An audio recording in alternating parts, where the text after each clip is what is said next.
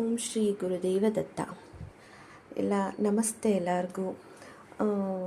ಇವತ್ತು ನಾನು ತಿಂಡಿ ಮಾಡ್ತಿಲ್ಲ, ಒಂದೇ ಸಲ ರೈಸ್ ಆ್ಯಂಡ್ ಸಾಂಬಾರು ಮಾಡ್ತಾಯಿದ್ದೀನಿ. ನನ್ನ ಮಗಳಿಗೆ ಅನ್ನ ಸಾಂಬಾರು ಅಂದ್ರೇ ತುಂಬ ಇಷ್ಟ, ಬಟ್ ಅವಳಿಗೆ ಬಿಸಿ ಬಿಸಿ ಇರಬೇಕು. ಹಾಗಾಗಿ ಸೊಪ್ಪು ಬೇಳೆ ಹುಳಿ ಮಾಡ್ತಾಯಿದ್ದೀನಿ.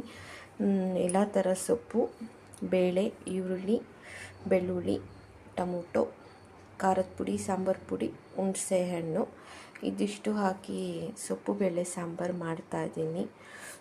ನನ್ನ ಮಗಳು ನೋಡ್ರಿ ಇನ್ನೂ ಎದ್ದೇ ಇಲ್ಲ. ಇಷ್ಟೊತ್ತಾದ್ರೂ 8:45ಕ್ಕೆ ವ್ಯಾನ್ ಬರುತ್ತೆ, ಇನ್ನೂ ಆರಾಮಾಗಿ ಮಲ್ಕೊಂಡಿದ್ದಾಳೆ. ನಿನ್ನೆ ಹೇಳಿದ್ದೆ ಅಪ್ಪ ಅಮ್ಮ ಅತ್ತೆ ಮಾವನ ಚೆನ್ನಾಗಿ ನೋಡ್ಕೊಳ್ಳಿ ಅಂತ. ಹೌದು, ಯಾಕಂದರೆ ವಯಸ್ಸಾದ ಮೇಲೆ ಅವ್ರಿಗೆಲ್ಲ ಆಸೆಗಳು ಹೋಗ್ಬಿಟ್ಟಿರುತ್ತೆ. ಅವ್ರಿಗೇನಿದ್ರು ರುಚಿಯಾದ ಊಟ, ಒಳ್ಳೆ ಮಾತು ಅಷ್ಟೇ ಬೇಕಾಗಿರೋದು. ನಿಮ್ಗೆ ಎಷ್ಟೇ ಕೆಲಸ ಇದ್ದರೂ ಅವ್ರನ್ನ